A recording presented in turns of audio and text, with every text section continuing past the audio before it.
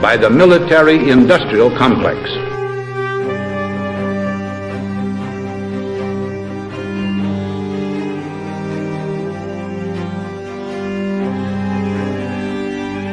It could be seen to move violently forward, violently forward, violently forward. I'm just a patsy. Let's win there.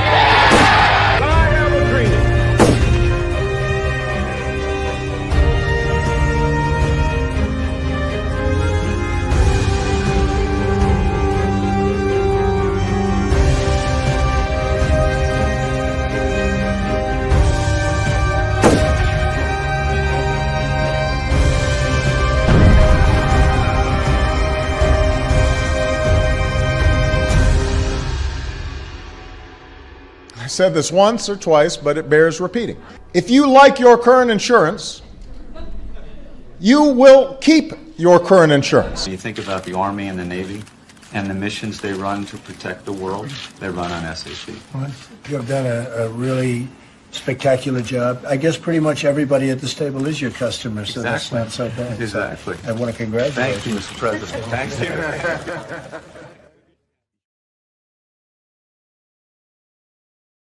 That's not so bad. And I want to congratulate you, Mrs. Heritage History, for making it back here on the Duke Report. How you doing? Oh, pretty good. Not bad for like a 3-hour notice. So it's good. It's good. Mrs. Heritage History and I were talking on the phone a couple of hours ago, and our phone calls usually go really long. So I had the brilliant idea that we just do our phone call in front of all of you. Oh no. But now we're going to have pictures and, 8x10 glossies with circles and arrows on and paragraph descriptions on the back of each one, right? Right. Is that Alice's Restaurant, I believe.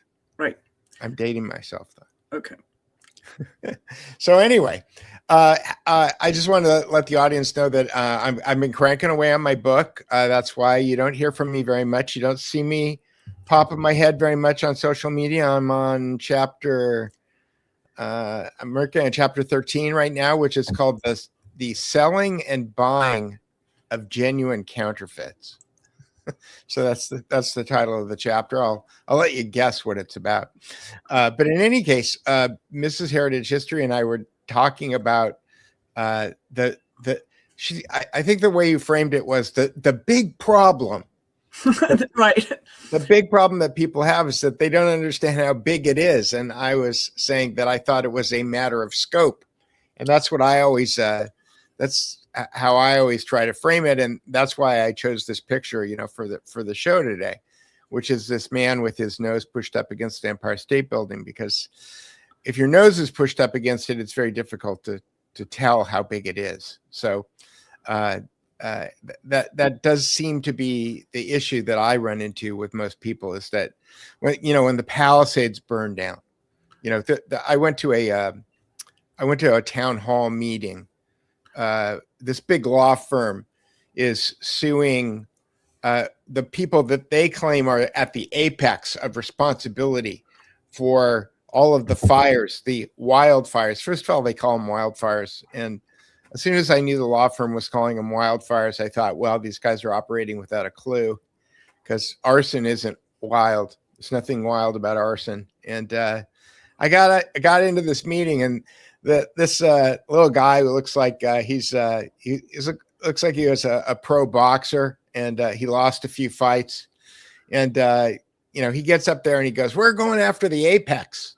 We're going after the state of California and the city of Los Angeles and the power companies, because they're at the apex of responsibility for the fires in California." And I thought, you don't have a clue.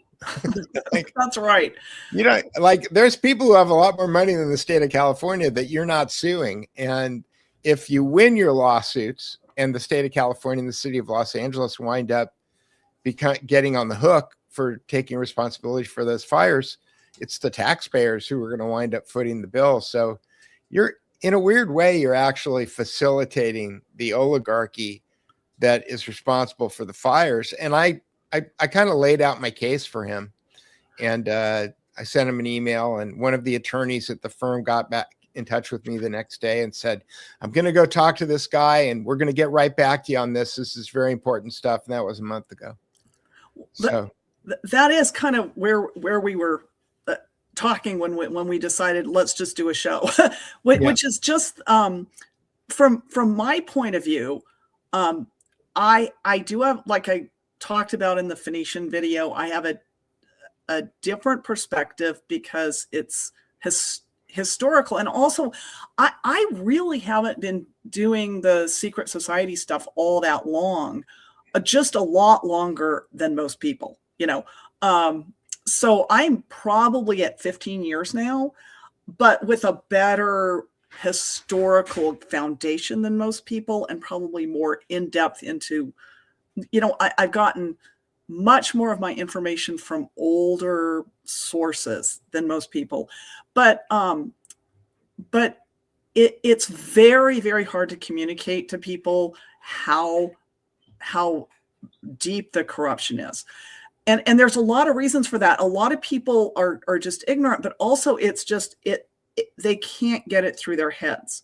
And I completely sympathize, because it took, like, I had a really, really, really hard time getting it through my head. And just like a lot of people, you learn something and then you think, oh, I understand it now. And then, but if you keep at it, you find layers and layers and layers of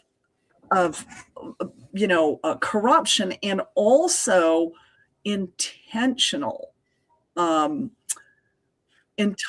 misleading, intentional lies. And just to illustrate, the layers, what I did when I was trying to go, oh my God, I have to go on the air in like half an hour. What am I going to talk about? I just made a list of some of these half true. I first called them myths, and I'm going, no, they're not myths. They're half truths that are intended to mislead. And I'm just going to kind of go through a couple of them, Can I interrupt you for 1 sec and just lay out my framework that I'm working on? Go ahead. Your my book, because I think that what we can do is fit all of the things that you're about to talk about into this framework. Yeah, let's do it. Okay. And it'll help people understand what my epistemological conceit is for looking at all of this stuff. So one of the things that I'm writing about in my book is that if you want to look at things epistemologically, then there's and again, this is my conceit. To the best of my knowledge, this is my original idea. Of course, as soon as you say that, you find somebody who wrote it down 150 years ago who you never figured out yet. But my conceit is this, is that you've got the written down version of things, right? Whether or not it's a story or an encyclopedia or a newscast or a history book, whatever it is, there's the thing that somebody's written down about something, right? Right. And then you've got a whole tranche of people who interpret those things that are written down, and they have their own versions of those things that are written down. And then on the third level, which I'm calling the epistemological level, is the analysis of how those different versions of the things that are written down serve the power structure that is trying to manipulate the beliefs of people that are consuming those stories. And then the one other idea I wanted to throw out is the idea that part of the reason that it's so hard is it's a lot like Jesus on the cross, because you have to take your beliefs, the things that you kind of frame your own reality on, and you have to put them on the cross of discernment. And if they're not true, you have to let them die. And that's not, when I gave up on voting, I went through a crisis, and crisis in Greek means discernment.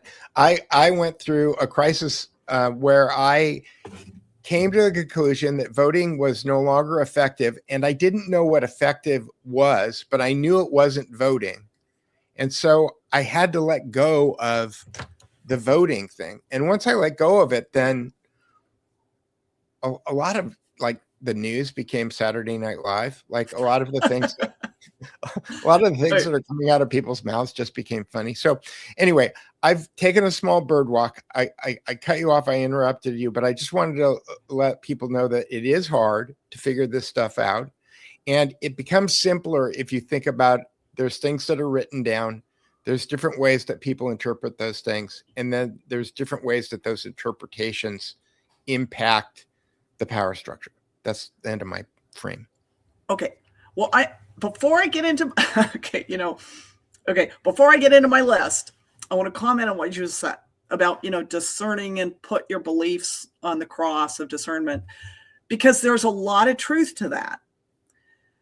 But I'm here as somebody who spent their last 30 years homeschooling, working with children and working with families.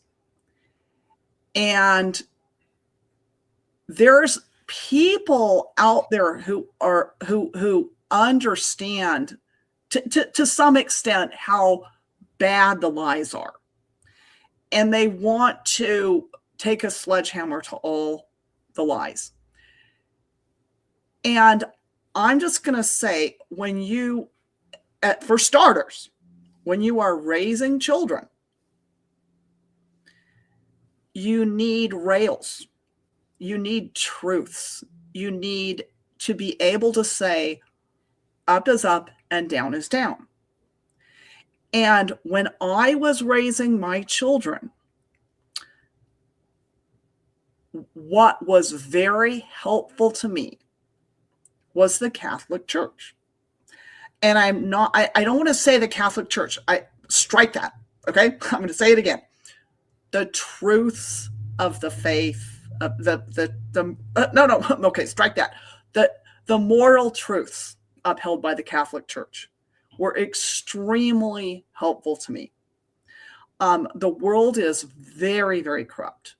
There's just an ocean of sewage and corruption and temptation and everything out there. And you're a parent, you're taking on the job of raising children to be able to walk upright and to know truth. And it is unbelievably difficult. And so you're working against the whole system. Yeah. So in that context, you have to be very, very careful what you require people to destroy in terms of there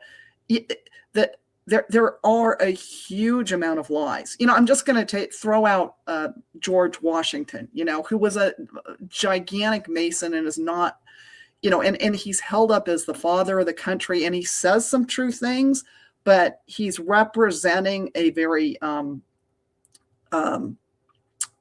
dubious entity. Oligarchy, right? It's just an American oligarchy. And so in the city of London. There's very good things that the Catholic Church teaches. There's very, very good things in the founding documents of the United States. And it's, when you're on your mission of revealing the full truth of everything about everything, it's very, very important to not force people before they're ready. And I especially have a heart for children, for parents of children. So there's things that I'll talk about. There's things I don't talk about. And one of the things I don't like to go into is people's religious beliefs and moral beliefs, because it's foundational, and you need that to be a good person yourself, and to especially to raise children. So I agree with all that, and I'm trying to be a truth teller, but my approach to being a truth teller has always been to make, I like to write things and make things available to people who are ready and are searching, but not smash anybody over the head with anything. Because you just have to respect where they're at. Now that is very, very difficult because in order to save the world, you have to wake a lot of people up. So we're already at this conflict between not wanting to force people into recognizing how bad the corruption is and how it impacts everything that they hold dear. History is a absolute train wreck. And as we're starting to learn now, science is a train wreck. Medicine is a train wreck, and so how do we, keep that balancing act between letting people hold on to the stabilizing things that they need and also recognizing the truth. It's a huge problem. And so I'm all about educating people. And one of the things I like about your epistemological approach is it gives people the tools to recognize problems in their worldview without smashing them over the head with facts that they might need to come to on their own. And it takes people a long time. Okay. So it took me a long time, and I'm pretty open to it. It's taken me 5 years so far. I'm 5 or 6 years into this. Okay. So anyway, that's my introduction. That's my reaction to what you're saying is I want to give people truth. So I like talking about secret societies because kind of everybody can see that it's a problem. And then once you recognize how big of a problem it is, you can start to see it in your own world. And, but everybody has to kind of do that on their own. So anyway, so should I just go off my list of how? Yeah, the only point that I was trying to make earlier, because you started talking about Catholicism, is that I think that the passion happens all the time. I think that every time you're confronted with a belief that is going to be challenged, that you're doing the Stations of the Cross all the time anyway. It doesn't just happen on Easter. It's an ongoing thing. I agree with you in theory, but especially for the families who have small children right now and are teaching them, what people think, oh, that's so superstitious. There's these saint stories. Okay. And, I know a lot of history and I know a lot about some of these saints. Okay. And the stories they teach about, children about saints are written in such a way that they will inspire children to be good people. Okay. And the fact that most of these stories aren't telling you the whole truth is something we kind of, this is something I don't go down these paths too much. So I want to stick to kind of the political side. I like to stick to wars. I like to stick to banking cartels and everything. And I like to stay away from religion. I've had a couple arguments with people about the religious side. And I'm like, the religion stuff is sort of a DMZ to me, that's why I treat Christianity on an epistemological level. I don't get into theological conversations with people. Right. That's pretty good. So anyway, I like, I'm like, if people criticize me for not going there, I'm just trying to explain why I don't go there. So, so what I made is a quick list of, kind of to show where I'm at in sort of because when you go down the conspiratorial history path, you keep getting to things and you go, aha, oh my gosh, aha, oh my gosh. And then you go more and you go, oh my gosh, there's layers and layers. Yeah. The way I think about it is that, the scene in The Wizard of Oz where they rip the curtain back and the wizard is there. Yeah. What you don't see in the movie is that you go to the back of that booth and there's another curtain and then there's another curtain. Yeah. And then there's another curtain. yeah. So it's like an onion. It's just layers and layers. So I'm going to give you this is kind of the onion approach to secret societies. Okay, so what's here on my list here? So okay, we just talked about this, so I'm just going to bring it up. I added it to my list. So everybody talks about the Rothschilds. The Rothschilds this, the Rothschilds that, blah blah blah. Rothschilds. My view of the Rothschilds is that they're what's the word for it? You know, they're a Stalking horse. Yeah, they're a stalking horse. That's it. They're a look here, not there.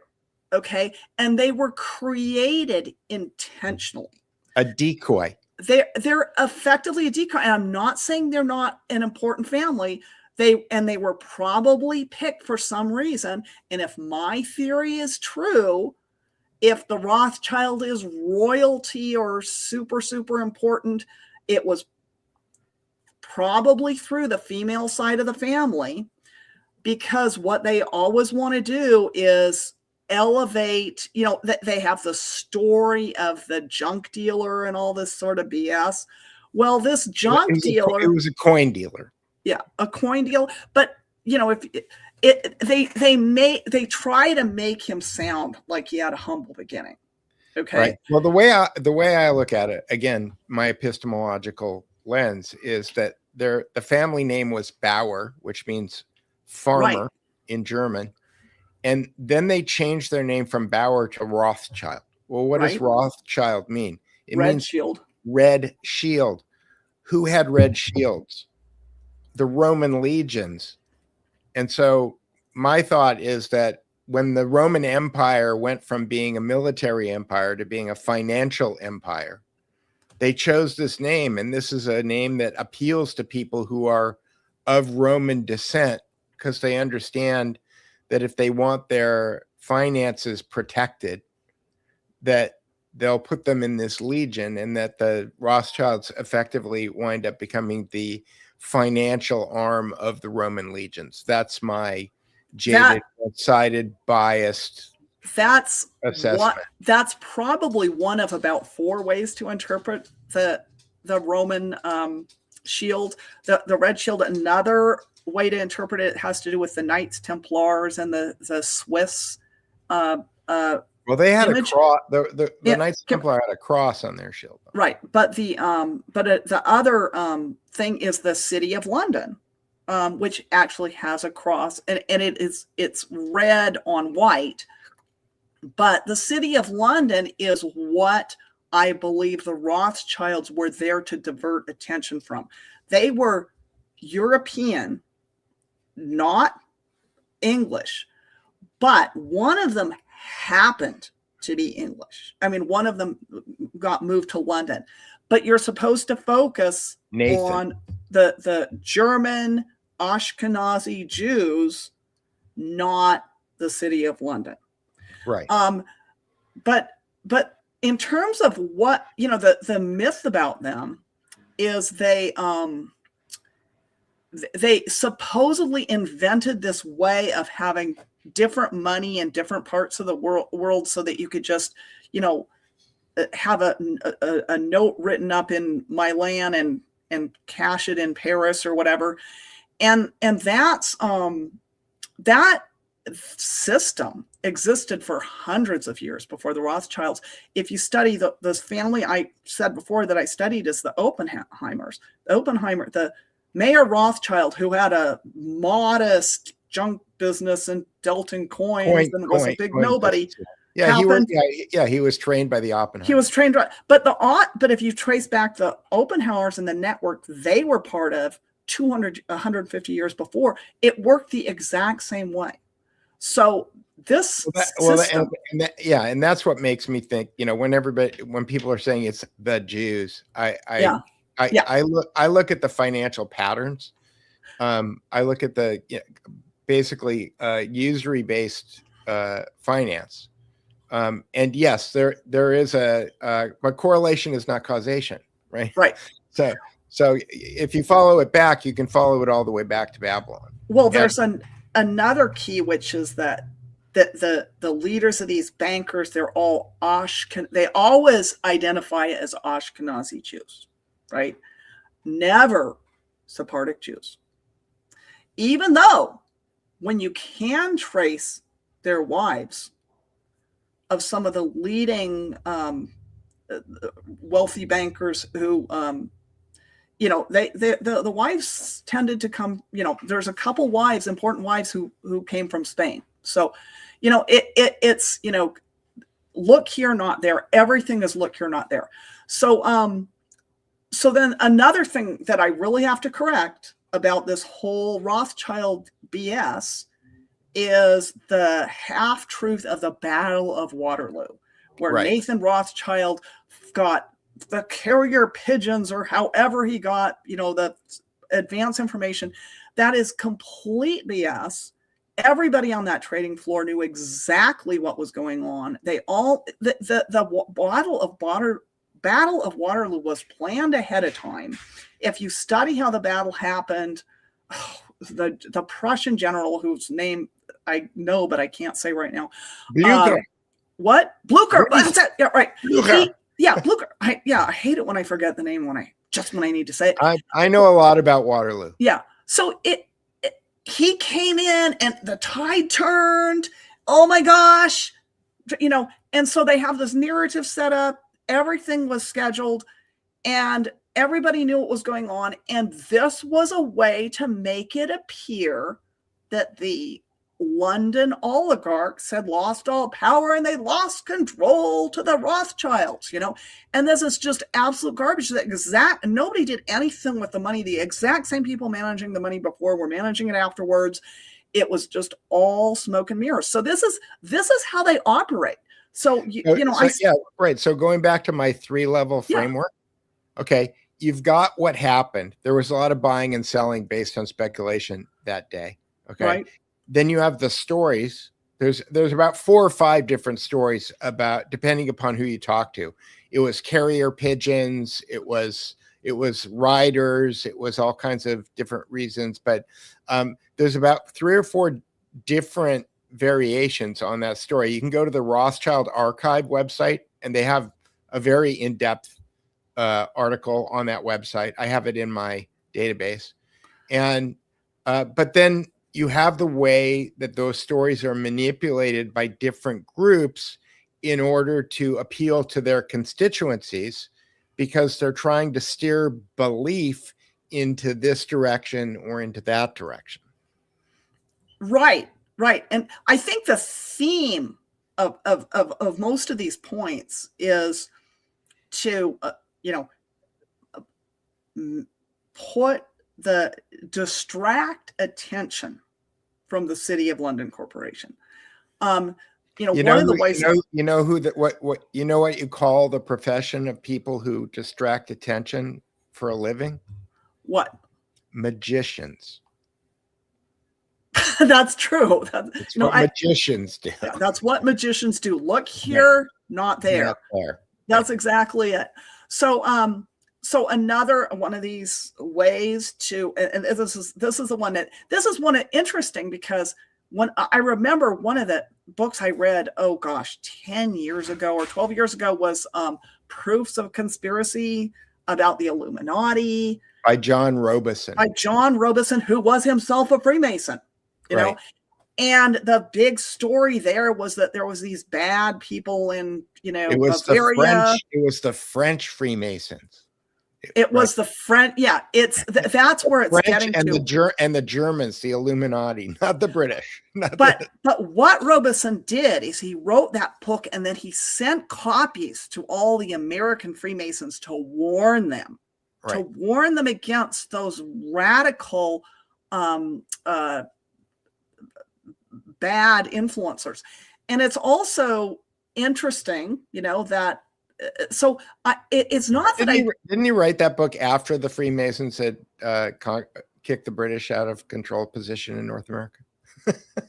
Yes, but there was still Freemasons, but they were American Freemasons. Right. So now the American Freemasons knew about the bad influence in Illuminati, so they weren't going to let it in them.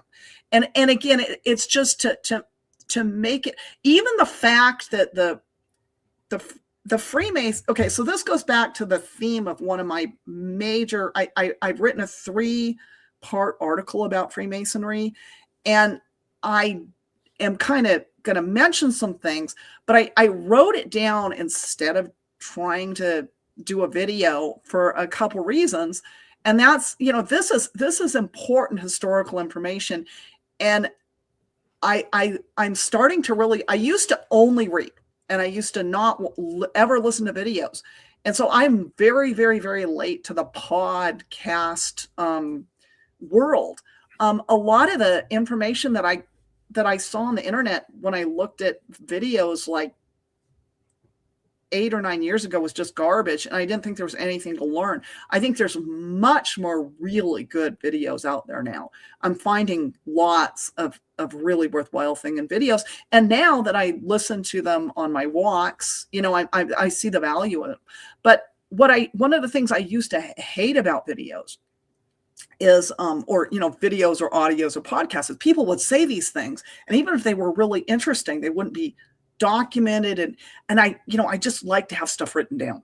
So I wrote down some of the really important things that I wanted people to know about Freemasonry. I'm probably going to write some more, but that first article is about Freemasonry in the City of London. And right. I think you call it what did you call it? The Invisible Empire. Right.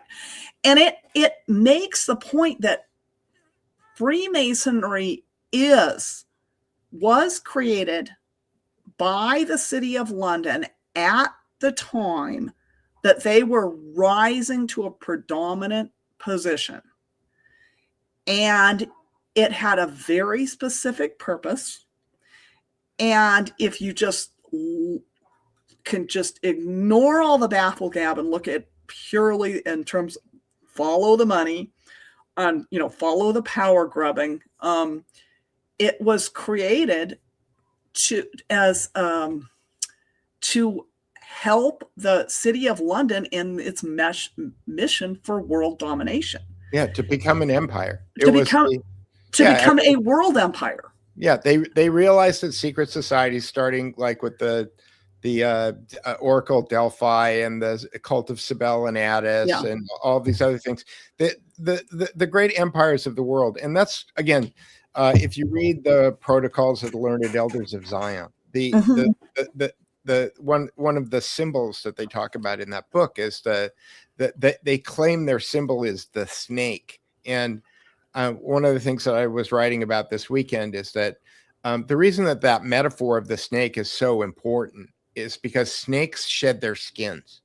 And a lot that I write about what I call accidental historiography or accidentalist historians. People like Curtis Yarvin, who writes about the cathedral, or Victor Davis Hanson, who writes about the American way of war. These are nominalizations that take individual people who have agency and then just kind of wipe them out as, oh, it was just the culture of the thing. And we like to think that the Roman Empire fell because there's 100 books written about how the Roman Empire fell. And in essence, the government that called itself the Roman Empire fell, but the finance that was behind the Roman Empire and the people who controlled the monopoly on violence in the Roman Empire, they just changed their shingle. They didn't go anywhere. Like I kind of agree with that, but I have known for a long time that there's something really suspicious about the Dark Ages. So we have all this great history all the way up till about the 2nd century of the Roman Empire. George Orwell called it the memory hole. Yeah. So there's a huge memory hole. And the Roman Empire fell during the memory hole. And so when you come out of the memory hole in about the Viking Age, or a little after the Viking Age, or really the age of the Normans, which was there's something that went, there's a memory hole in there, and I don't even know what, I'm not going to touch that period. I will only touch incidences, specific things that supposedly occurred during that period of time, but I don't really give credibility to the entire 700 years of chronology in between about 200 or 300 to 1000 BC. I know. I'm missing my Cara St. Louis book where she talks about that, and I don't know what the answer is. It's it's just that, you can have an intelligent conversation about the Roman Empire, and especially the rise of Caesar and the Rome, and you can have an intelligent conversation about certain things about Greek history, and you can have an intelligent conversation about the height of the Middle Ages, but that Dark Ages is real sketchy, and it's very hard to say. There's certain things that definitely happened during that period, but I don't know what the time frame of that is. Yeah, I just don't know. I'd love to study it, but more. I wish I had an intelligent opinion about it, but all I know is it's a sketchy period. So when you talk about when that empire fell, when the Roman Empire fell, I don't know. I don't really understand the fall of the Roman Empire. And I don't know what I trust. I don't know what I trust about the record of that. So so anyway, but that's here's what I do know. Yeah. We have a 300-foot copper statue of Addis in New York Harbor that we've told everybody is the Statue of Liberty, and that the entire architecture of the capital of the United States of America is what they call the Greco-Roman style. But what they leave out of that explanation of the Greco-Roman style is that every single one of those icons on those pediments is a symbol of something that has meaning. Correct. And it's not just decoration. So when you create a Greco-Roman pediment on the Mellon Auditorium or the Supreme Court of the United States of America, every single one of those symbols means something. And those kids that you're homeschooling don't know what they are. And the kids who are in public schools don't know what they are. And 99% of the people who work in Washington, D.C. don't know what they are. And that's, what I've been trying to figure out. And the problem I have is I have a pretty dang good idea of where those things go. And it's pretty devastating to people who want to believe that up is up and down is down. Right. It's very, when you see how bad the rot is in history and how much control these, I'm just going to call it secret societies, have had over every kingdom, every government, all trade, all finance for thousands of years. It's it's ripping the guardrails off, and you can become completely disoriented. So I don't want to, it's important for people to just figure it out on their time when they can figure it out. But that said,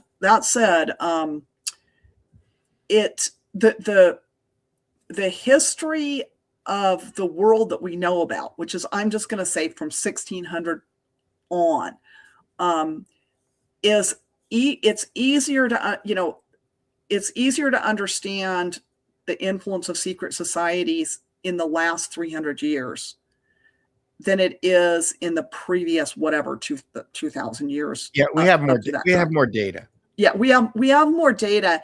And it also, if you look at how the ancient Phoenician trading empires worked, there was a lot of autonomy. I mean, even in Phoenician times, these were city-states, and they cooperated in trade, and they cooperated in economics, and they spied on everybody. But the local leaders, led the city, and they weren't being governed from a central authority. Okay, there wasn't, Venetia was in charge of Venetia, Tyre was in charge of Tyre, Alexandria was in charge. Well, there was no Phoenicia. There was right. Well, excuse me. There was Tyre. That's what I meant. Yeah. Yeah.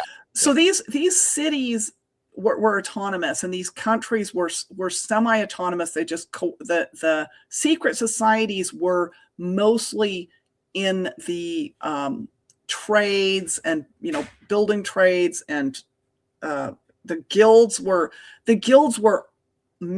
guilds were essentially secret societies, and their purpose was to create and maintain monopolies. It was really very simple.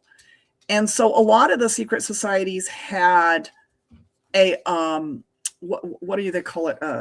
There's speculative masonry and operative masonry, where there's things that are secret to the secret society that they need to do their thing.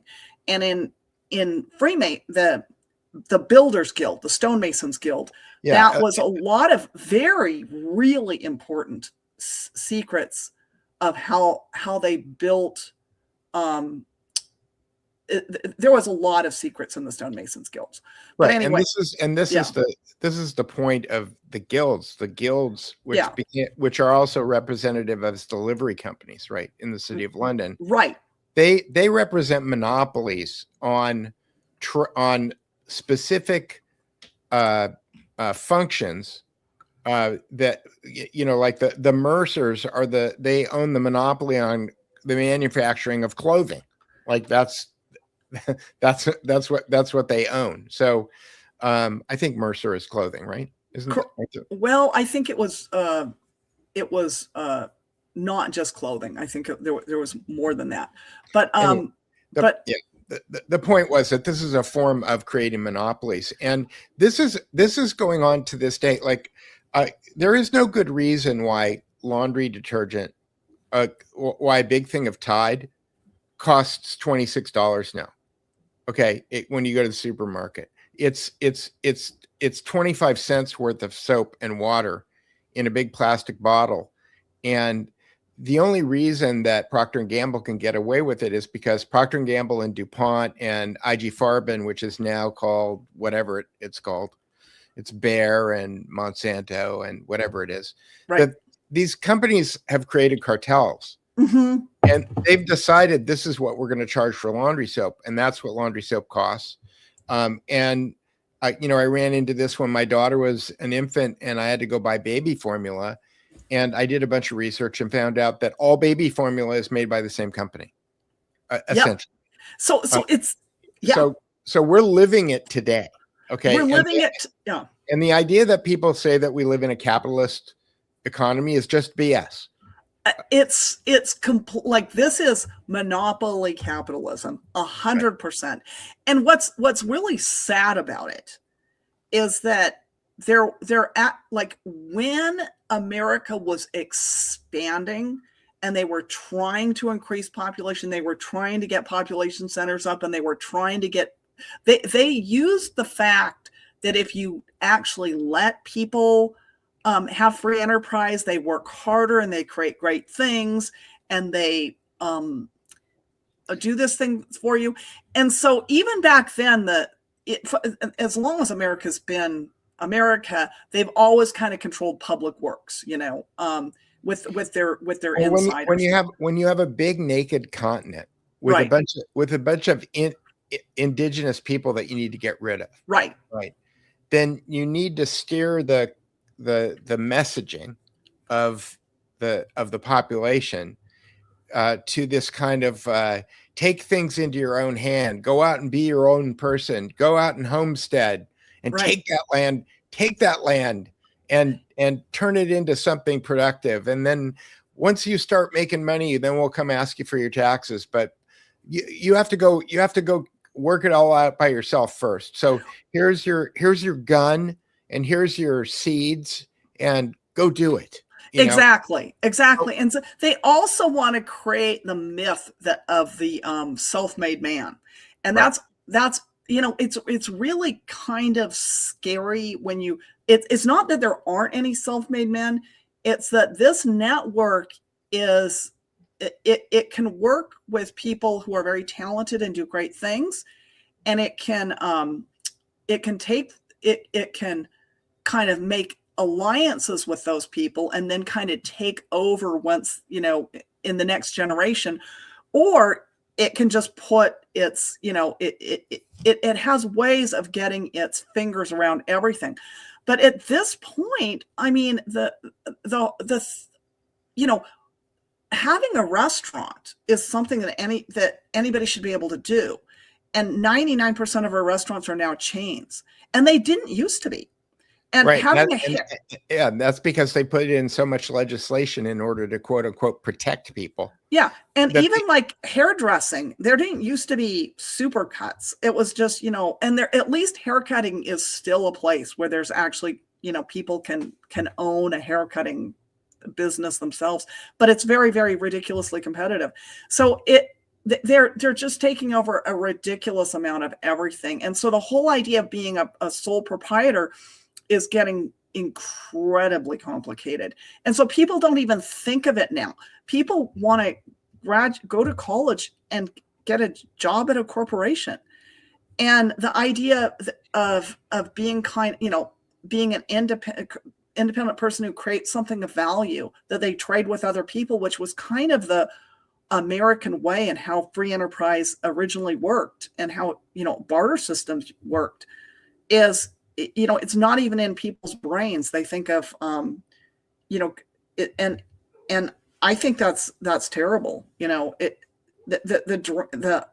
idea of where you can't even fathom being independent, you can't even fathom having your own business is really atrocious. It's very, very corrosive what's out there now. I like to blow it all up. I just don't, even I sent a couple of my kids to college.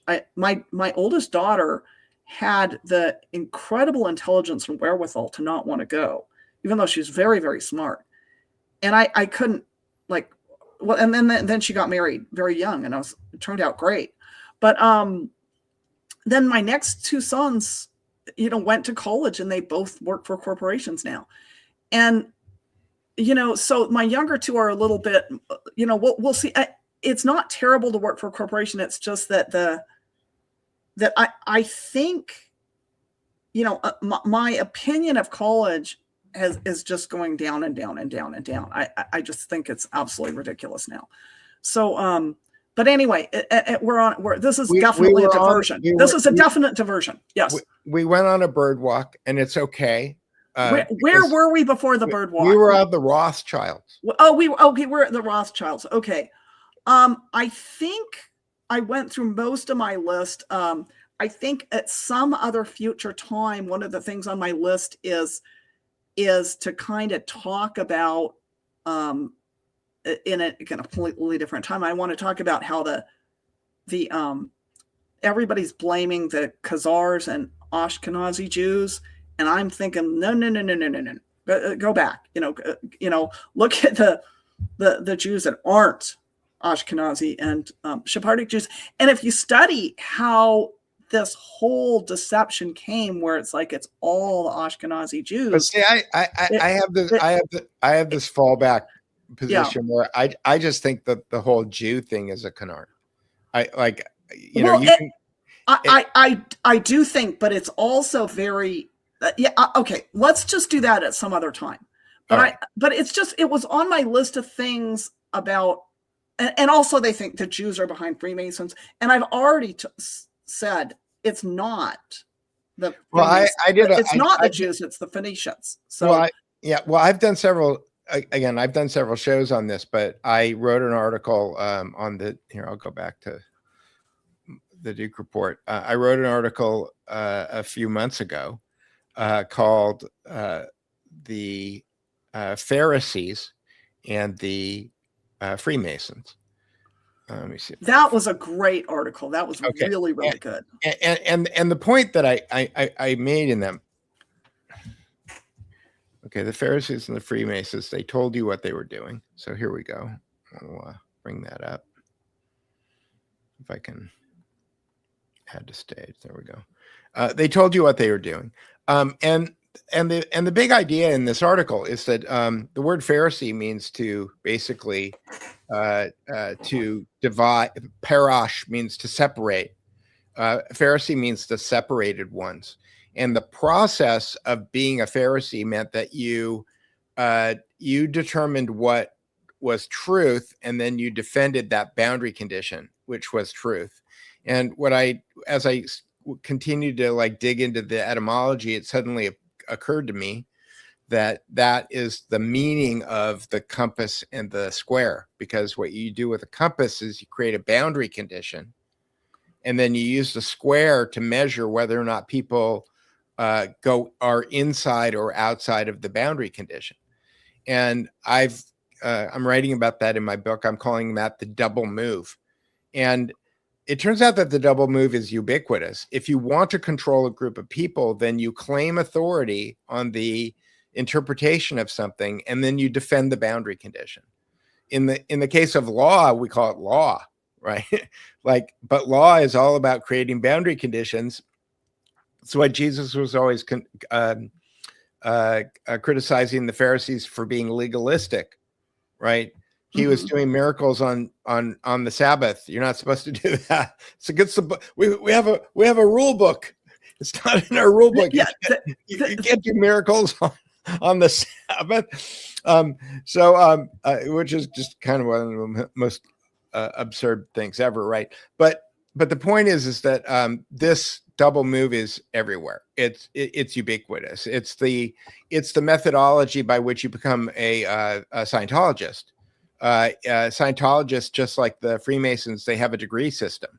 You know, you have to work your way up to being clear, and each degree that you go, and the person who's the self naming authority is L. Ron Hubbard, who came up with this.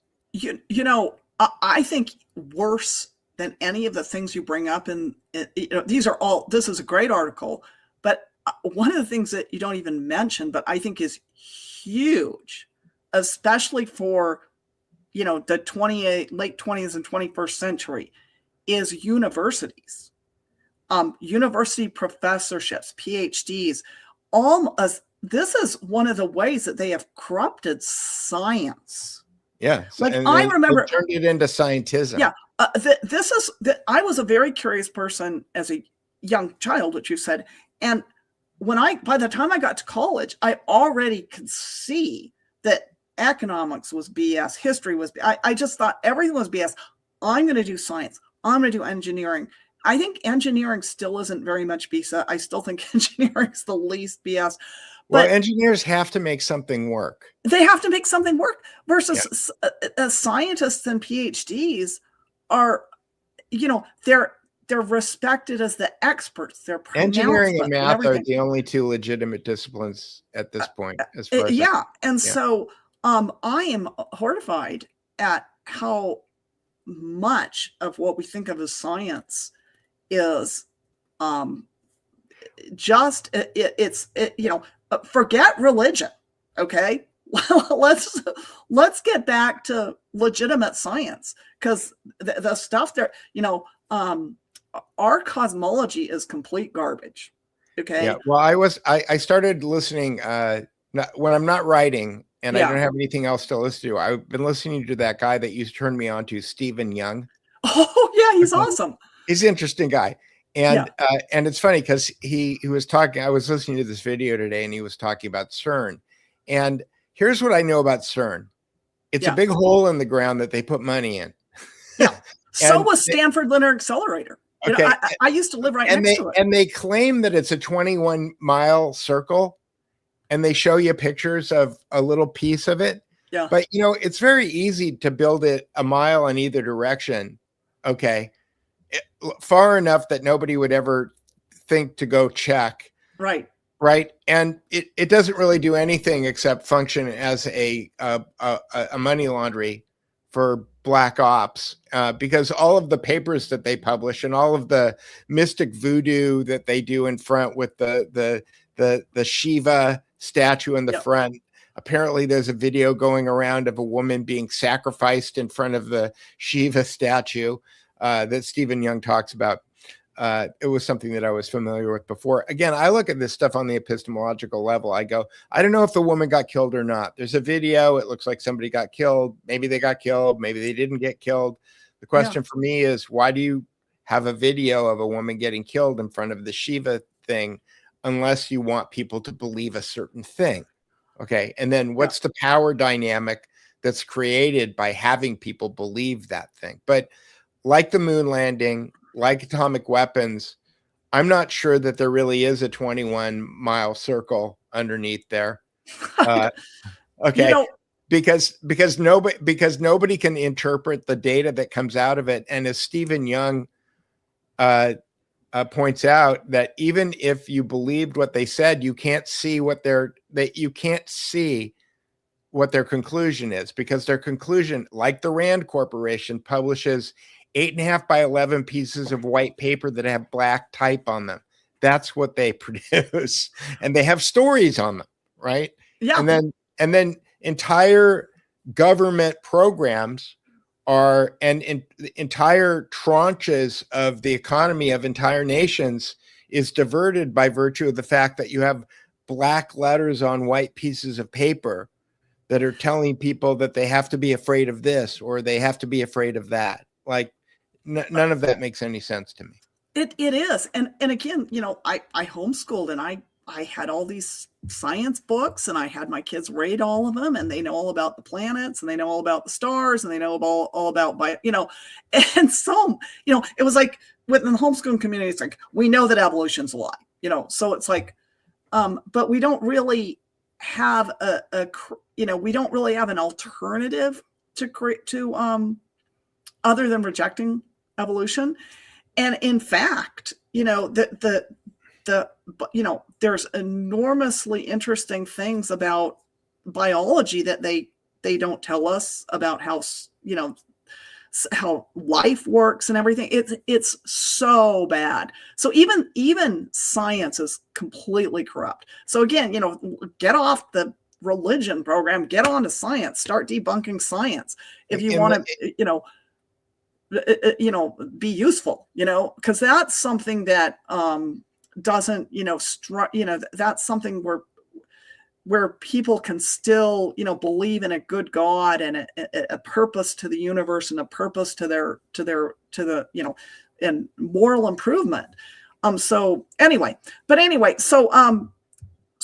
this is, you know, this was supposed to be about Freemasonry, and we're getting way off Freemasonry, but you know, maybe that's good.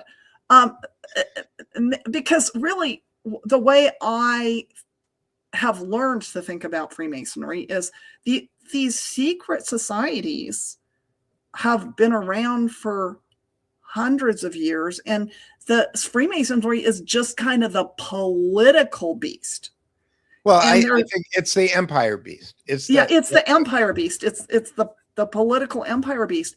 And what's really changed and is kind of horrifying about the empire is all these, these secret societies have controlled things forever, but there really wasn't a one world government until the 1930s. Why the 1930s? I think it's maybe a little earlier. What was still free in 1930? I don't think they had everything nailed down yet. I still think that they had to take out, they had to get rid of the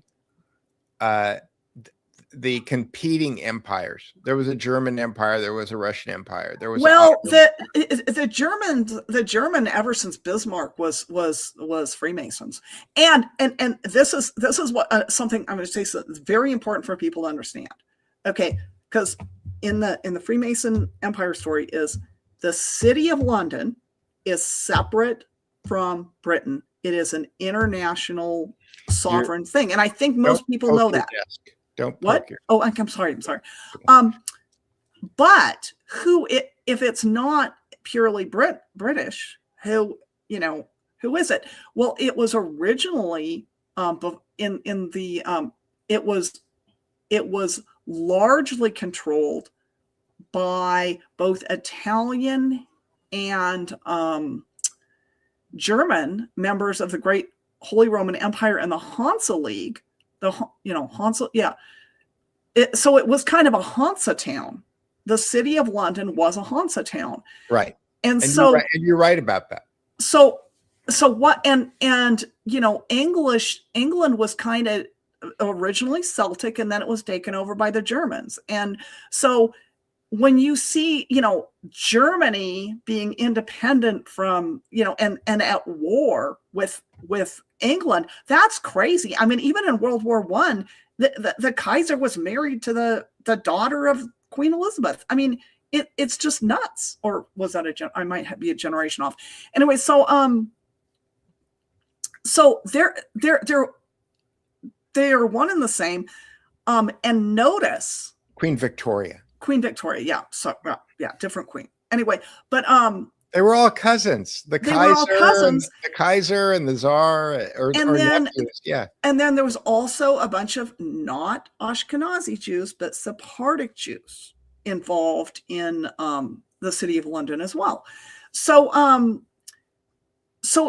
it was international. It was always international. It was never all this, British people. And then a lot of these Sephardic Jews and Germans married into the British families to make it appear more British. But this is what, so it was, so the City of London Corporation, which was the controlling influence of Freemasonry, always involved Germany. And I think the whole idea that Germany was independent from the City of London is BS. I think that the idea that France and continental Freemasonry is anything other than just another version of Freemasonry, it really is. When again, Bismarck was a huge Freemason. Freemason was huge in Germany, and if Freemasons are controlling the German government, then they are puppets of the City of London, which is and so that occurred in the, get the centuries right, in the 19th century for sure. Okay,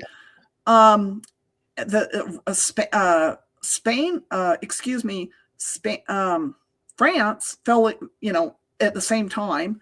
Once, the whole French Revolution was a Freemason effort. And I think Russia was the last country that had any semblance of independence from Britain, and it fell in the First World War. In fact, I think bringing Russia under the control. And the amount of backstabbing that went on with the Tsar and his uncle, Edward VII. So I think that the City of London had things locked down about the same time that Orson Welles started talking about a one world government. And that's because H.G. Wells. H.G. Wells. I'm sorry, I'm bad at these things. That's okay. Orson was involved also. Right, of course. But when he started talking about how we need a one world government to stop all these wars, that was a sign that you already had a one world government. Right. Because they had to tell But you what he that, didn't tell you is that the one world government was starting the wars in order to sell the idea that we needed one world government. and that we were never going to quite get there, and it's sort of like, we've got everybody locked down. Now we're going to put out the idea that we're trying to work for a world war government. The bad guys are trying to work for a world war government. And then the liberty-minded people will think that they're free because they're against the one world government. So the whole thing, the whole one world government, I think has been a psyop from day one, because from what I have studied from the 19th century, all this, if there was any semblance of, even a corrupt government that was already, in on the secret society stuff, but wanted to not kowtow to the City of London, that was all, not to have their entire government appointed by, and run by Freemasons. That was over in the 19th century. It was over in the 19th century. And I think maybe Russia was the last one to fall. But so when like I said this in our Road to Hiroshima, the way I look at 20th century world history is the whole thing is theater. So with millions of people getting killed. Oh yeah. Yeah. Oh yeah. It's theater with, again, and that's why, when I watch, I posted a meme the other day of Trump sitting at tribal council in the game Survivor, and Thomas Massey and Tulsi Gabbard are sitting on the bench behind him. Because I look at all of these moves that are going on right now. All of these people are all upset when Thomas Massey, and we've got some questions that we probably should look at in a second. But when Thomas Massey, I didn't think Thomas Massey was going to win his election because I thought they would just rig it so he didn't win. And it clearly, obviously looks like it was rigged so that he wouldn't win. But what was really funny is that the next day they were showing all of the stats of the people who supposedly voted. And of course, if you're going to fake the election, then you need to fake the demographics too, so that you can skew it towards the right victim group.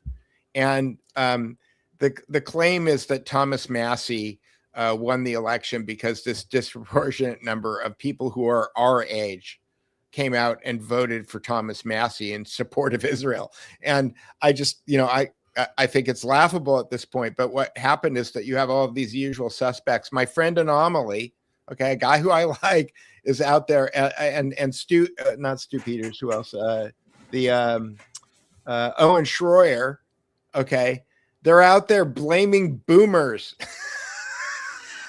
They're blaming boomers, and it's like, okay, there's your dialectic. It's the people who are under 50 versus the people who are over 50. We have to split that group, and we have to blame them because they're going to want to euthanize us. They're going to make euthanasia great again. Get rid of all those boomers. I could just see it happening, I'm very careful about trying to figure out what's going on right now, because I am pretty sure there's a split of some sort in the intelligence community.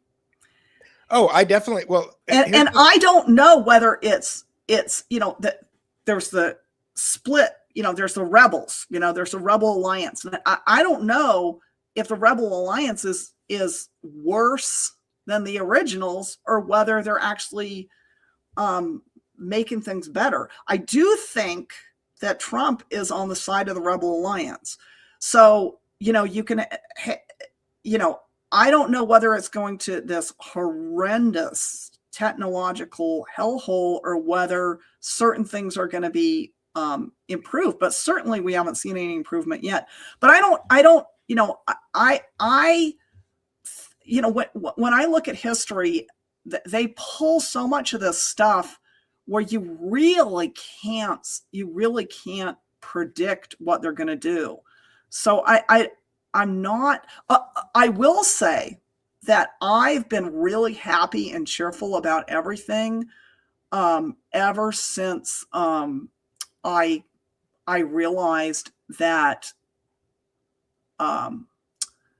that there was a chance that people were going to wake up. Because, like I said, I started down this path before 2016. You know, before Pizzagate, before Q, before the Podesta emails. And I was finding out all this stuff about I read a lot of Eustace Millins, but already this stuff. And you couldn't talk to anybody about anything without just getting incredible amounts of blowback. I'll just give an example. I started to realize that Reagan had all these dubious connections to Bechtel, and that he was really an actor and a bad guy. You think about what happens when you tried to criticize, as a conservative, tried to criticize Reagan. Right. Well, I have all these friends. I have all these friends who were in the Reagan administration, and like they're completely clueless. You could not talk about any of this. The reason I'm bringing this chart up. I wrote this article, a year ago called "The 60-Degree Freemason Cabal," and my thesis in this is that it's based on the fact that this is encoded into the Great Seal of the United States of America. Absolutely. You can see this cloud and the little yellow and blue thing behind it. That's because there is this hexagram with it's not a true hexagram because it's got another star in the middle. It's a 13-star hexagram. So it's 5-pointed stars in the shape of the Star of David or the Seal of Solomon, whatever you want to call it. But it's got a star in the middle, and it turns out that if you take the Kabbalah tree of life, you turn it 60 degrees, and you make 6 of them, it fits on this thing perfectly. And Freemasons are taught how to trace this thing called Metatron's cube. Here, I actually do a thing where I explain how we get there. That's Metatron's cube. And then if you take Metatron's cube and you lay it on top of 6 trees of life, then it makes this perfect shape. But there's a hidden Sephiro, which are those circles in the tree of life. And the hidden Sephiro represent knowledge and counter knowledge. So I look at that and I think, oh, that's intelligence and that's counterintelligence. So the idea is that if you're looking at this stuff, that you have dialectics are built into the system. Okay, the left, the right, the capitalist, the communist, the whatever the dialectic is that you're setting up, it's built into their structure. And I think that the intelligence age, there's 6 intelligence nodes in this cabal. And I think that this is kind of the map of the major cabal. Now, there's probably cabals in cabals.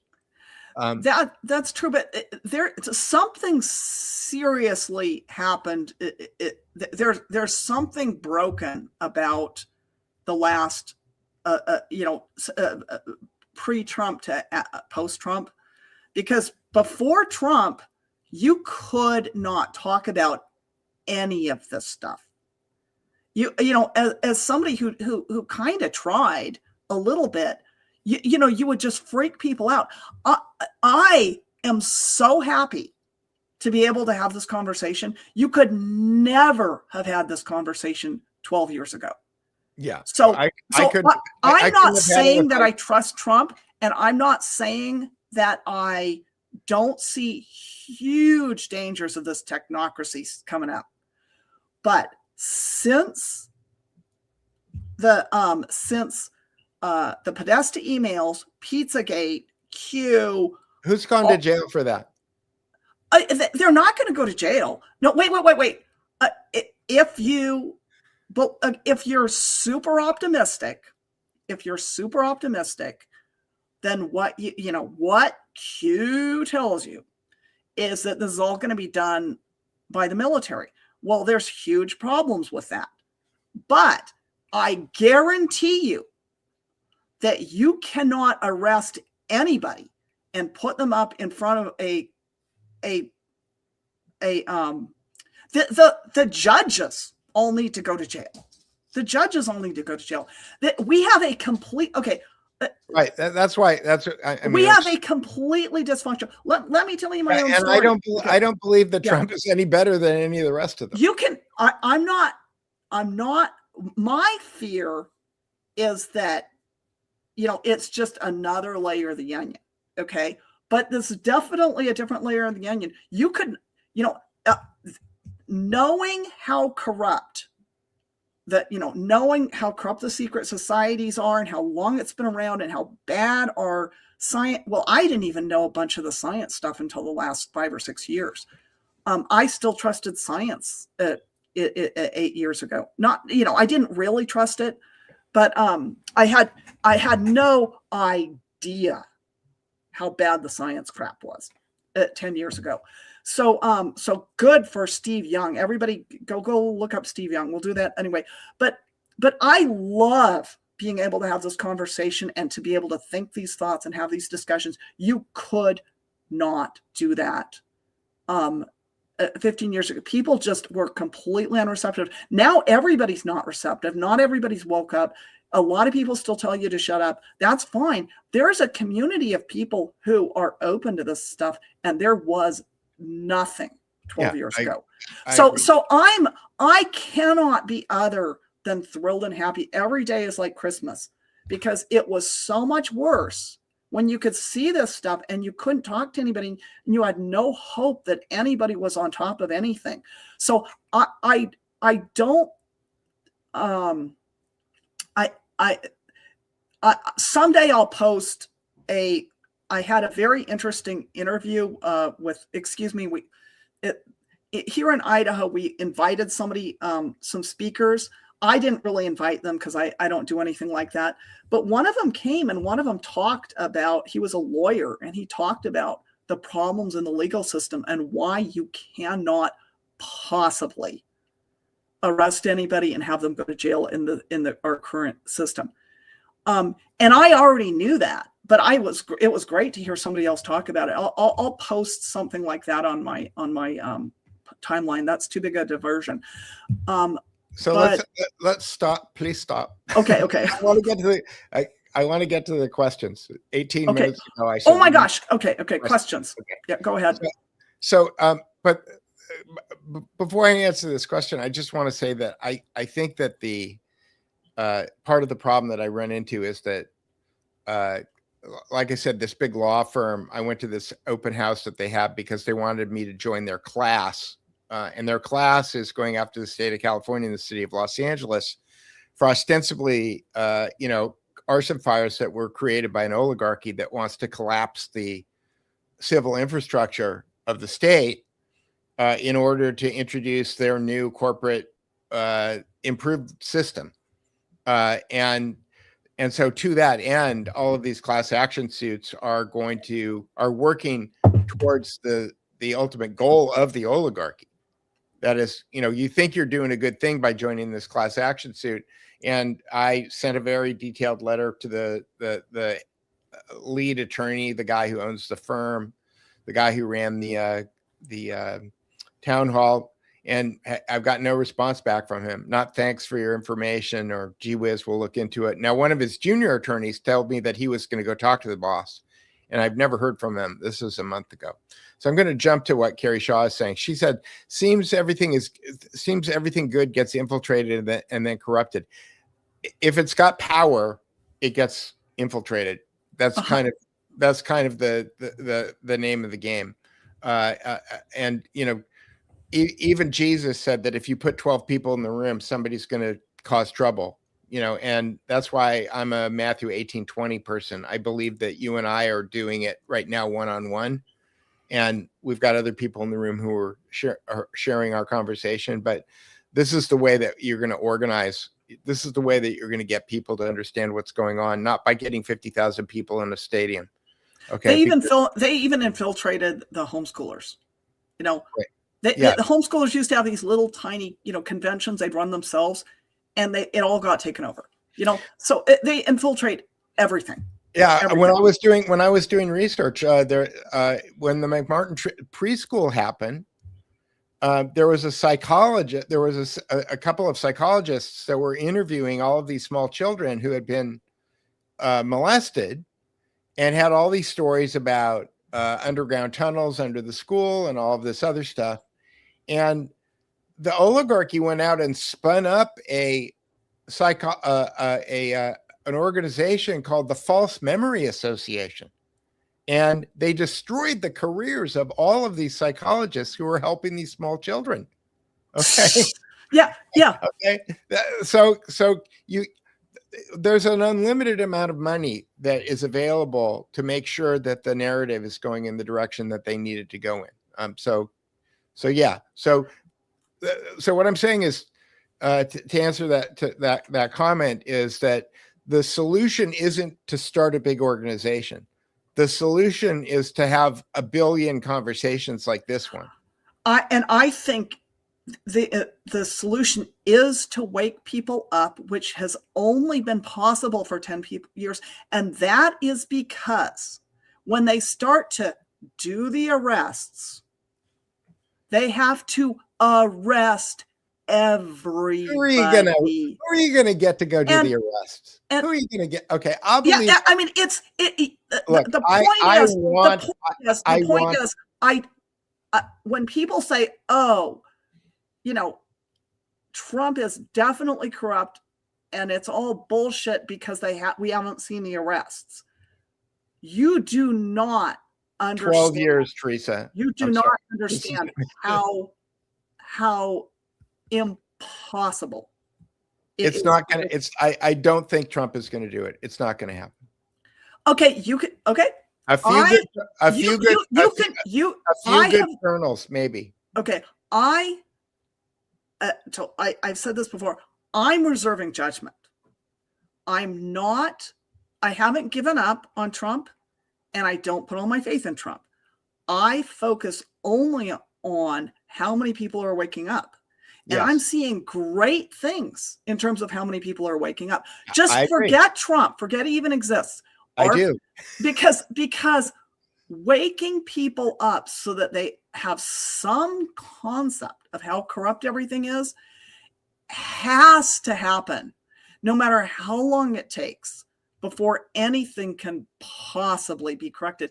And the other thing that's really important is that these secret societies need secrecy. And so, like, again, one of the things, we always do this, Peter. We talk and talk and talk, and we never even, we don't. What I was hoping to get to. Oh, is there something? Have you ever listened to people have comments? So it's great that it's interactive between you and me, but I try to be interactive. Okay, I know. Too. Okay, but this is new. This is new. I've never dealt with online questions before. Okay, so I have to adjust to this. Okay? Somebody said, "Have you ever listened to Alan Watt?" The answer is yes. The mysteries. He's always impressed me with his perspectives. Yes. His widow, Melissa, has been carrying on his work, and she's on Substack, I believe. I do. Yes. Alan Watt is great. He's one of the early guys who was talking about all of this stuff. I think Escaping the Matrix was the name of his outlet. And he's got a lot of good stuff. There's a lot of people out there who have good stuff. And to Mrs. Heritage History's point, there were people who were saying all of this stuff 20 years ago. And it's great that people are now open to listening to it now. So yes. So thanks for that comment. Next comment is somebody says, go back to the priests. That was the second part of the comment you were just at. That was the second part of the Alan Watt? Yeah. He thinks it goes back to the priests. She thinks it goes back to the priests. The priests are, which priests though? like you have to understand, priests is an old thing. It's like older than Catholicism. You can go back to the priests at the Oracle of Delphi. You can go back to the priests at, the Baal worshiping temples, the Tophic cult. Are cults. University professors priests? Yeah, they become kind of if you use priest in the right way, secular priests, right? Yeah. Yeah. All right. Susan Hojek says, so are the Scottish Rite Masons a heretical offshoot? No, they're all No, no, no. no. It's all one. It's Yeah. just it has to have many different faces so that you think that it's not all one. It's like the one world government. They kept all the countries, they kept all the everything. They didn't, turn the whole map into one color. It has to appear as though there's independence and freedom and different opinions and stuff, but it's all it's all one thing. It's all, yeah. All right. So Carrie Shaw says, that's a good question. She goes, is AI likely to kill engineering career jobs? I don't think so. I think it's going to change them. But, Microsoft did a pullback. I don't know if you, Teresa, I'm sorry, Mrs. Heritage History, I keep confusing your name.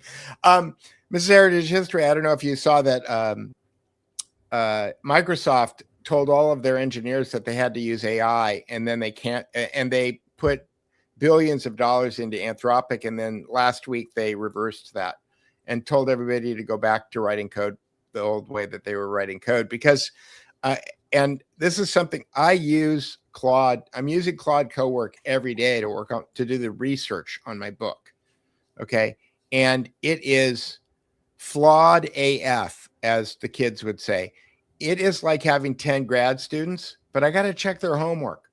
Like, okay, I got to always check their homework because it lies. Okay. It does lie. James Corbett's 100% right about AI. And I've got a lot of friends who are on Substack, and I can tell by reading their Substacks that they're taking stuff and they're cutting and they're pasting it out of the large language models. And that is a discipline that is fraught with peril.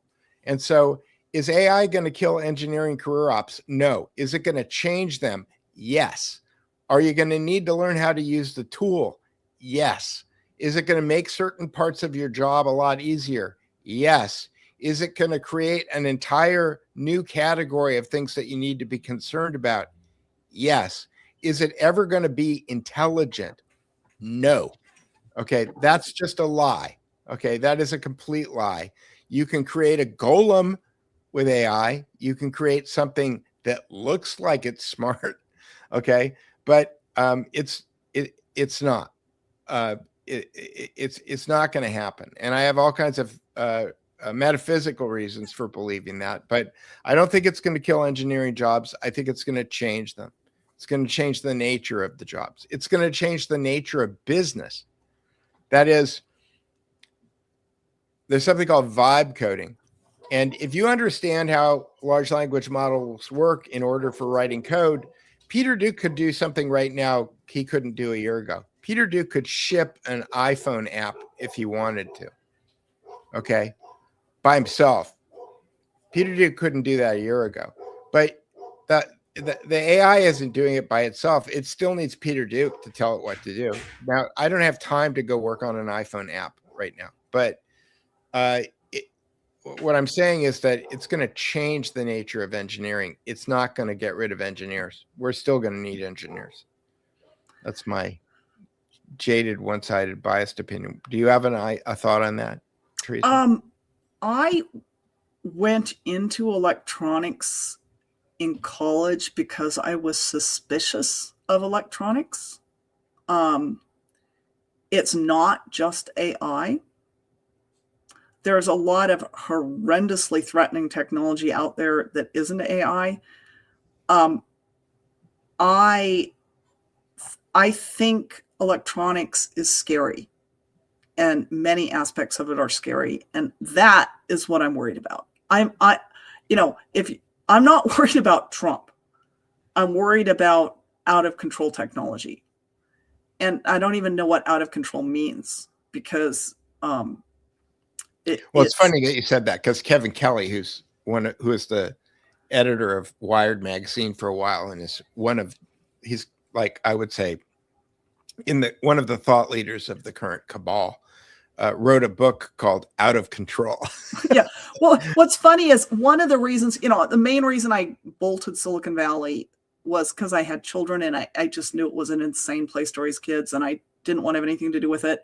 And I didn't have anything I wanted. I didn't want a house in Atherton. I didn't want to be part of the technocrats. So I just left and I ran away.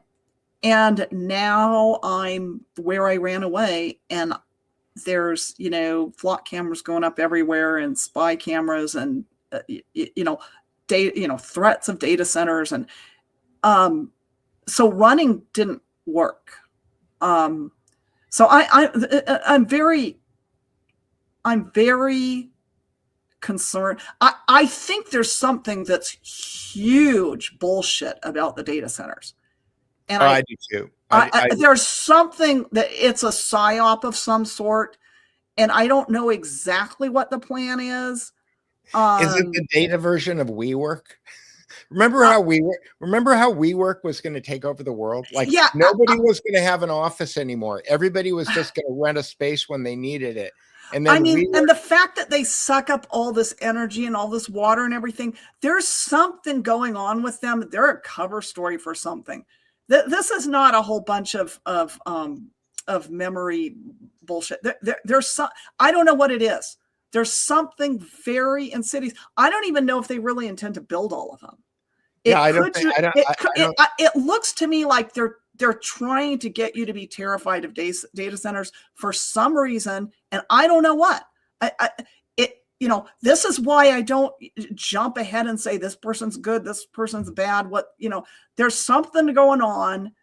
I don't know what the data center bullshit is, but I'm glad that people are waking up and fighting it. And people, you have to hit people over the head with, I just told you not to hit people over the head, and now I'm saying maybe you need to hit people over the head, but it's better to hit them over the head with data centers than it is to take away their saints. So yeah, and it's funny because the energy science, attack technology, don't attack saints right now at this time. What do you think the theory that data centers are survival nodes, that they have energy, water, and some even have nurseries attached? Computing and AI is a distraction. Oh, that's an interesting. That's an interesting theory. Okay. That's a good theory, but I don't know, it's something. I agree it's a distraction. That's what I just said. I don't know whether they're. So are you familiar with ectothermic decoupling? Yes, you talked about that. Yeah. I mean, we could be, there's one of the paranoia things is that there's going to be some sort of a earth shattering, a galactic wave, I think is what their news. And I don't know. I don't know. I choose not to worry too much about that because I have a lot of other stuff to worry about that's way more mundane than that. And I just only have so much worry in me, and I can't. Right. And that's why the reason I don't worry about this is so for people who don't know, I think it's ectothermic decoupling. And I may have that wrong. My friend over at Ethical Skeptic has written several great articles on it. And then the guy at Space Weather News covers it too. And, it's Doomer with a capital D. This is the Neil Stephenson Seven Eves conceit, where every 125,000 years, there's a galactic energy wave that the solar system that the Earth is in goes through, and it winds up causing the core of the Earth to decouple from the mantle, and it causes and it's called it causes a micronova event from the sun, and the micronova event has the effect of decoupling the core of the Earth from the mantle, and then the mantle shifts over about 104 degrees is what Ethical Skeptic says. And that if you look at the Great Pyramid, how it's got an almost finished top, but then it's on the bottom, it's all kind of corroded. Ethical Skeptic concluded that that's from water turbulence, that's water going over it that caused all of that. And so at one point, just a little top of that was sticking up out of the water. And so the idea is that if there is a micronova of the sun, the first thing that happens is that all life on the planet Earth that is during the daytime. So I'm sitting in Southern California right now, and it's 3:36.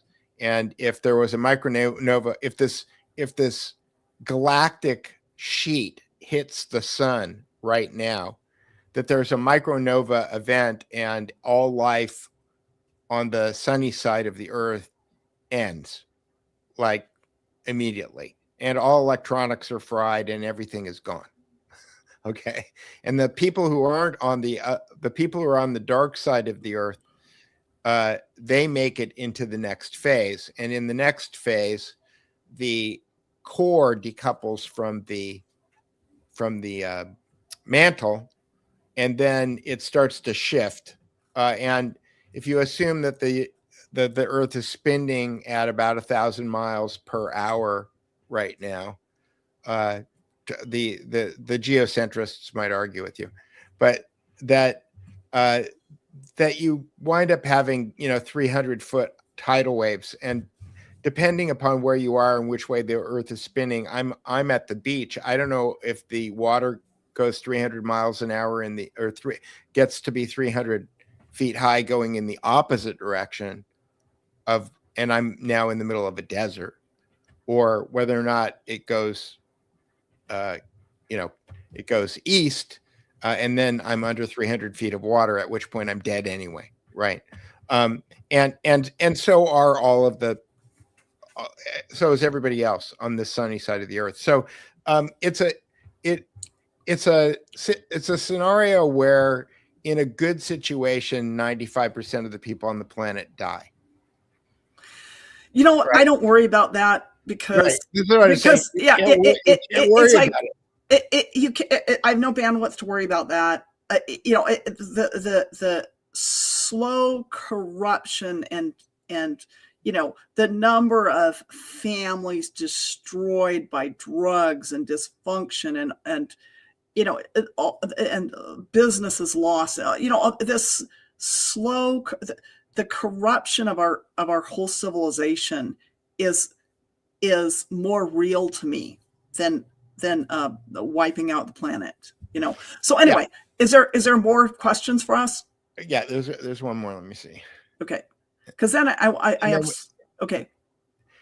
If people see the corruption but are in the dialectic of left and right, us versus them, are they awake? No. No, you have to. No, it's the them is the. I'm just going to call it the Masonic network. That's probably not a great word for it, but I don't know how else to describe the them. But the oligarchs, it's us against the oligarchs. That's the only us against them that there is. Everything else is fake. So they're not awake. People have to see beyond that. Yeah, people have to get out of the Democrat Republican thing. And it's ridiculous. And I try to a lot of what I do is kind of make pot shots of this sort of stuff. Is there any other questions? Because I did want to kind of no, there's no more questions, but I just wanted to show this chart. Oh, okay.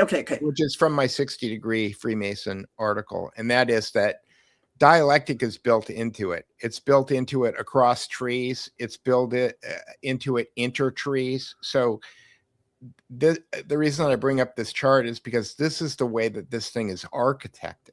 Okay, having people fighting each other is part of the system, which is why on an epistemological level, I believe that Jesus was saying, love your enemy, because you have to assume that they are under the same pressure and forces that you've been put under in order to hate you. Okay. The whole like Christians versus Muslims thing in the Middle East, this is all theater that's been created where millions of people are dying, and there's all this hatred that's being spun up, which is why you have to approach it with agape. The love your neighbor, the love gets translated from the Greek agape into the English love. Love means the golden rule. Do to other people what you want them to be doing to you. Okay. This is the type of love that is being talked about. So you have to break out of the dialectic. You can't give into it. I don't care if it's black versus white, old people versus young people, left versus right. It doesn't matter which one it is. You got to stop. Just stop. Assume that the people who don't like you are being lied to as much as you've been lied to. That's okay. Yeah. All right. Okay, so I think we're needing to wrap up, but I kind of wanted to finish up a thought that we were on, and how did we get there? I'm trying to get back onto the bus. Okay, this is important. So I say that the whole system, the judicial system, everything is so corrupt at every level that you cannot make arrests. You can't do what everybody wants people to do. Because one of the things that people want things to do is they want to arrest the bad people, send them to jail, and then have everything go on the way it is. And we can't do that because it's so bad. So this is kind of a distraction, but this is kind of a story about, Mrs. Heritage History and why I do stuff I do. Because, and you were talking about elections, how you've completely given up on elections, and then you were talking about Massey and all that sort of stuff. One of the things that really kind of, I decided about 5 years ago when I moved from my out in the boonies to a town that actually had a city council. No, I wanted to keep ignoring politics because I've been very happy ignoring politics for 25 years. But what happened is they did a comp plan, and I had to get kind of in, I had to protest against, everything getting rezoned. And so I got a little bit involved in politics. That's how I started this website that I've been writing on called North Idaho Slow Growth. And that's where, I was able to use my, my knowledge of secret societies to figure out what the hell was going on. Except it really took me a while because I'd only been studying history. I hadn't been paying any attention to local politics or national politics because I figured it was all garbage. But then when you move to a town and they're starting to rebuild stuff, you have to try and oppose it. So I started doing all this research and figuring out this corruption in my own neighborhood. Because, again, if everything burns down, but my neighborhood is okay, at least I'll have a place to raise my grandkids. But anyway, the long story short is election fraud was not my thing. I thought that was stupid and dull. And I followed it, and I knew that the election was stolen. I thought there was a purpose for it and whatever. But what happened is I ran into certain proofs in one of the elections, and I wasn't really looking for it, where I found overwhelming evidence of machine fraud, not absentee ballot fraud, anything. It was the data, and I can't go into it, but I'm a data scientist. I can analyze data, and this was impossible. There had been some sort of bug. The computer had gotten confused, and it had reported the final results too early, and then it had to backtrack and go back and pretend that it was calculating the results. And then it came to the exact same results that it had already come to. So it must have been some sort of bug. So this was like, I can't, this is just insane. So what I did is I couldn't ignore this. And this was 100% proof of machine fraud. And it was in my lap, and I didn't want to deal with it, but I did anyway.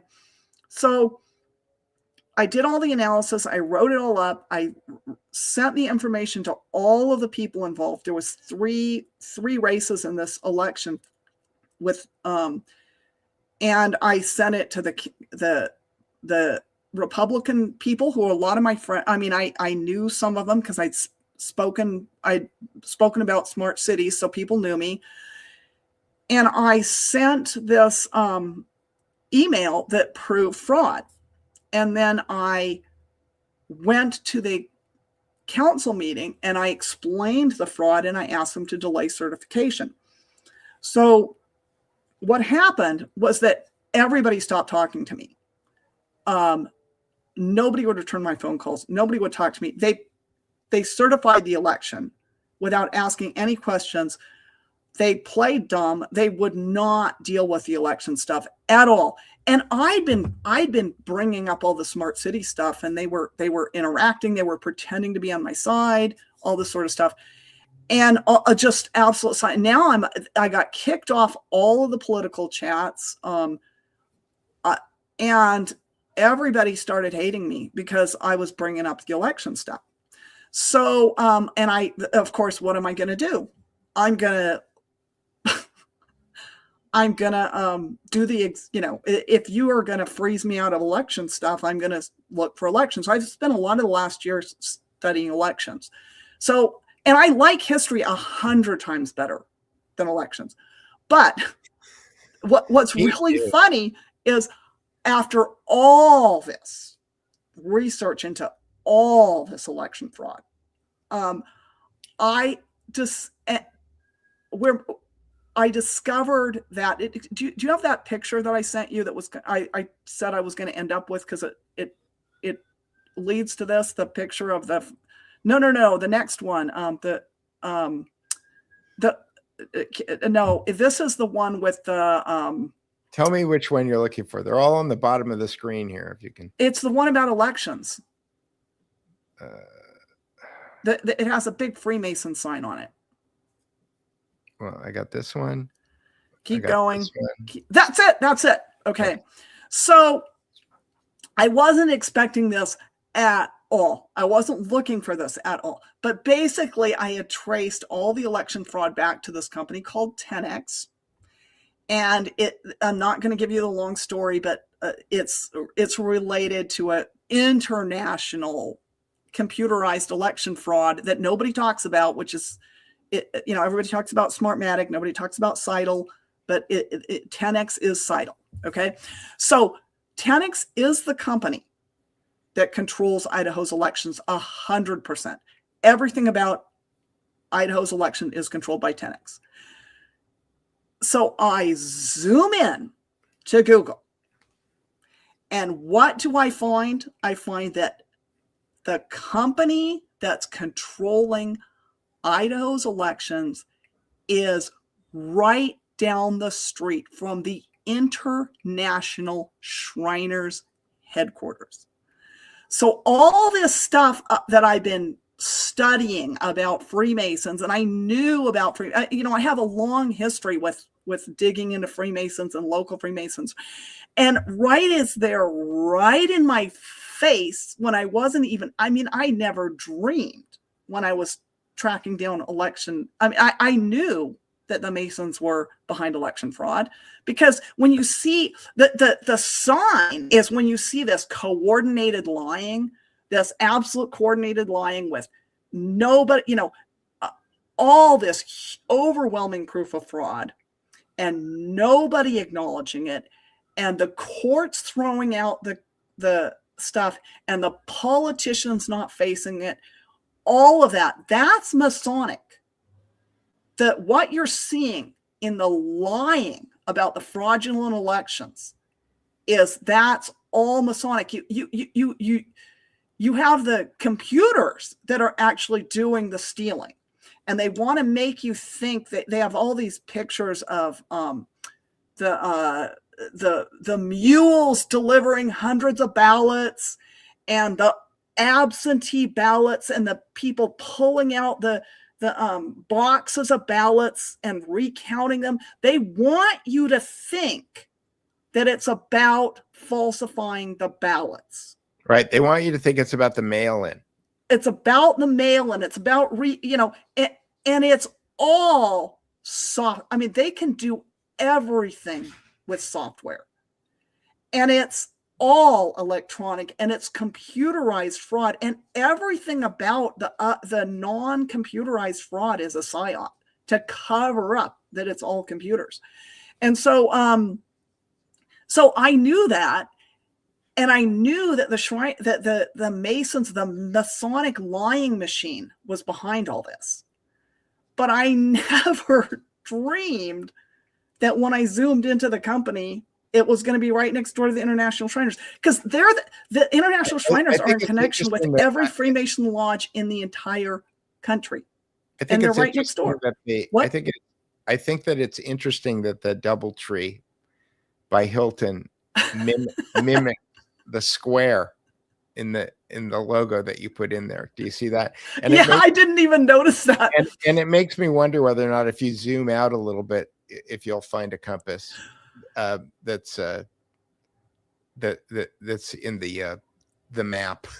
So I knew all this. So when I I knew, but it's sort of like you can't talk about Masonry without, there's so much misinformation about it, and there's so much bafflegab, and there's so much craziness, that I knew I had to write this whole series of articles explaining what Masonry was before you can even bring it up as a, if you just say, oh, the Masons are doing it, that's just, it gets people into their mode. They see the Freemasons and then they think. So I spent the last 3 months writing these, maybe 4 months, writing these articles about Freemasonry. I have more to go, but I think we're going to do another one. But my latest one is about Masonry in Idaho, but it really doesn't name very many names. It's mostly conceptual. It probably applies to almost all the states, but this is, but Idaho is 100, huge amounts of Masonic influence. And so like I said, I knew that before I started, but that kind of explains, I didn't really want to get into, like I said, I don't like election. I mean, I don't like election fraud. But in order for me to make the point, I had to write all this stuff about Freemasons. I had to write it down. I'm glad that you wrote it down so that people can go onto Substack or go into North Idaho Slow Growth and go read your very considered analysis of this stuff. I just wanted to share a couple of things. One is a picture I shot on January 5th, 2001. This is the front of the Supreme Court of the United States of America. And this is where I talk about how I think these people they're hiding in plain sight, right? And nothing is known about this statue. This statue is called Contemplation of Justice, but they don't tell you who the goddess is. Justice, which we know of as the goddess who's got the blindfold and the scales, she's in the right hand of this goddess. She's holding justice, right? And the name of this statue is Contemplation of Justice. And what is Contemplation of Justice contemplating? Like, why is she contemplating justice? Is she contemplating whether or not you should have it or not? Who is the goddess who's contemplating justice? Is this Cybele? Is this Cybele from what she's probably contemplating is injustice. Okay. Why does she ever? And again, I'm saying she. I think this is a hermaphroditic figure. If you look, he is contemplating injustice because everything is black. Black is white, and white is black. Right. If you look at the legs, these are the legs of a New York Giant football player. Okay. Okay. If the legs and the shoulders and the hands are a giveaway. These are not gentle, feminine hands. We know that these sculptors know how to sculpt Aphrodite because Aphrodite is on the pediment of one of these buildings. This is a very strong figure with a couple of breasts bolted on, holding justice. And again, this is an unnamed goddess. In what? Okay, I was in the location-based entertainment business for a while. Okay, we built things and we would get blueprints, right? And there would be design committees, right? There was a design committee. Again, this is what I would look up if I was in Washington, D.C. I would go look these things up at the National Archive.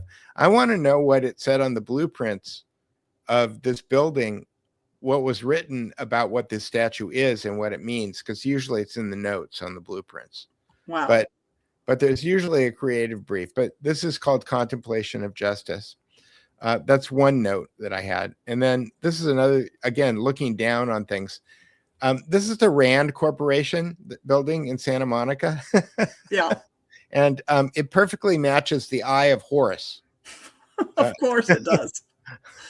You know, complete with the eyebrow that runs over the Eye of Horus. You know, the road there, Main Street. And this is, of course, you can't see it, but where that little purple dot is there, that's where the Hiroshima monument is. It's made out of anchor chains. But it's an atomic bomb explosion that's just that anybody who's on the north side of the Rand Corporation can see outside of their office window. And then you can't really tell from this photo, but in the upper right hand corner there, right across from the atomic bomb, there are 1, 2, 3, 4, 5, 6.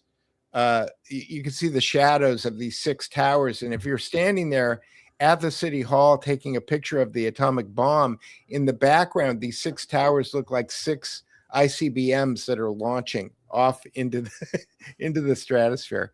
So again, they do encode these things in their architecture. Everything. It's everywhere. And at some point, you just get symbolism fatigue, because once you see it everywhere. Right. It becomes ubiquitous. Yeah. And it kind of ruins certain things because they just do it everywhere. So again, my kind of parting note is, I'm not in any way saying that Trump is good or that we don't have a huge problem. But I do think that people who say, well, why haven't there been any arrests, don't have a clue how bad the situation is. And go back to the Empire State Building, face up against, you think you want arrests, because that would make everything go away. And it's and it won't. And it isn't the people, it's the system. And they're not even, like in one of my articles, they're getting less and less reliant on people. It's getting to be the machine. We're heading towards Skynet. And one of my articles says, they don't even pick smart people for these positions. I mean, look at the mayor of Los Angeles. Yeah. Just she is just the face of a complete machine. And who is her biggest competition right now? Another reality television star. I mean, come on. It's a big problem. But the solution is to wake up and to understand how bad it is at a pace that you can without having a nervous breakdown. Again, I'm very happy. I've been happy ever since Pizzagate, because you can talk about it. You won't convince anybody, but it's opening up that we're having the discussion. So I'm thrilled to be able to have the discussion, because it's so much worse when when nobody believed anything and just really believed all these people were good. At least now people are they kind of don't trust people now. Great, that's fantastic. It's wonderful that you don't trust anybody. It's wonderful. I think it's good to not trust anybody. That's great. That's awesome. That's progress. Overnight Guilt says phoneticians won't arrest other phoneticians. Overnight Guilt. I know what they mean. I think they meant Phoenicians, but I had to show this because phoneticians makes me laugh. Yeah. So. If you can talk about it, good things are happening. Yeah, if you could, and I think that's a good note to leave on. If we can have conversations like this, it's not too late. This is just the start. Yeah, this is just the start. This is really just not too late. This is the beginning. Yeah, and that's why I'm not like I used to have. Part of the reason I couldn't get my book done was because I was afraid that if I didn't publish it tomorrow, I was going to be too late. And I'm over that. I'm over that. Like I know. it's been too late for like 100 years now. I can take a couple more months to get it done, but Yeah, if it takes a whole nother generation to straighten out or to get clarity, as long as we don't fall into digital dystopia, and I don't know exactly how to prevent that because I'm in electronics and I don't know how to prevent it. But so that's, you know, the secret societies can be demolished by exposing them. right. I don't know how to demolish the electronic threat, but we'll see. Okay. I did write a 28th Amendment, which basically put all stock ownership on the blockchain so that we that's just using the, you know, okay, we need to sign off. We need to give these people a break. Okay. Okay. All right. Thanks, Teresa. I'm sorry, Mrs. Heritage History. If you want to find her website, you can go to heritage-history.com. You also have a Substack, which I should put the address down below. What's the address of your Substack? It's North Idaho Local, if you can believe it, because I started it because with no intention of creating any content, and then now I have 500 followers, and I practically produce nothing. So I don't know quite. What I just did is I signed up to allow donations because I didn't really want any donations, but because this is just not my thing. But I needed to do that in order to get my Substack to behave. Yeah, in order to get all you don't get all the features on Substack. No, I couldn't post anything. I couldn't get the content I wanted on there unless I'm a, supported whatever. So anyway, I'm going to try this summer to try and get my Substack in some kind of order. I don't know exactly what, but my goal is to make my Substack page worthwhile for anybody. I try to make it as cheap as I could. They won't let you go below $5 a month. So anyway, good luck. Thanks for joining us. All right. Yeah, thanks. And if you want to support the Duke Report, go to thedukereport.substack.com and become a paid subscriber, because that's how we keep the lights on here at the Duke Report. Or you can buy a Quigley and Sutton t-shirt. If you go to thedukereport.com and click on shop, you can get t-shirts. And we need more rope t-shirts. Have been a lot of people have been buying those lately. It seems to be a meme around the world now. So in any case, thanks, Mrs. Heritage History, for joining us, and I will end the stream now. Thanks, everybody.